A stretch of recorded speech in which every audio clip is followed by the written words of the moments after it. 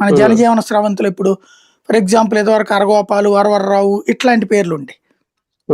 ఇప్పుడు వచ్చేటప్పటికి మళ్ళీ కొత్తగా భరద్వాజు, ఇంకో కొన్ని పేర్లు వస్తున్నాయి ఈ మధ్యన.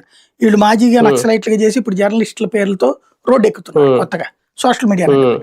కొత్త సోషల్ మీడియా నక్సలైట్లు వస్తారు ఇప్పుడు. ఇప్పుడు నక్సలిజం ఎక్కడికి పోలా. నక్సలైట్లు ఇదివరకు అడవిలో ఉండి వాళ్ళ సిద్ధాంతం చెప్పడానికి గిరిజనులకు తప్పించి చెప్పుకునే దిక్కులేదు. ఇప్పుడు వాళ్ళకి ప్లాట్ఫామ్స్ వచ్చేసినాయి, సోషల్ మీడియా ప్లాట్ఫామ్ నక్సలైట్లు కూడా వాడుతున్నారు.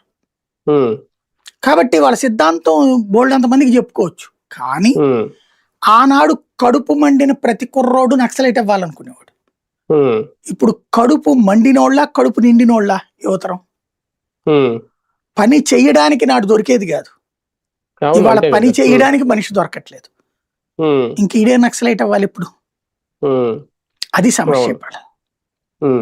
కానీ ఒకటిసారి ఇక్కడ నిజంగా లొంగుబాటు వీళ్ళ జనవరి 1వ తేదీ వరకు డేట్ అడగడం, రెండోది మార్చి నెలాఖరులోపు మావోయిస్ట్ అనే వాళ్ళని లేకుండా చేస్తాము అని చెప్పి కేంద్రం చెప్పడం, అంటే ఇక్కడ భయపడుతున్నట్ట లేదంటే కొత్త వ్యూహం ఏమన్నా రచిస్తున్నట్ట? ఇందులో పోలీస్ గేమ్స్ కూడా ఉంటాయండి. నాకు తెలిసి మల్లోదులు వేణుగోపాల్ అరెస్ట్ తర్వాత త్వరలో లొంగిపోతున్నాం అనేది పోలీస్ నుంచి హింట్ ఇచ్చి ప్రచారం చేయించారు. దాంతో మావోయిస్టులో కన్ఫ్యూజన్ ఏర్పడిపోయింది. కమ్యూనికేట్ చేద్దాం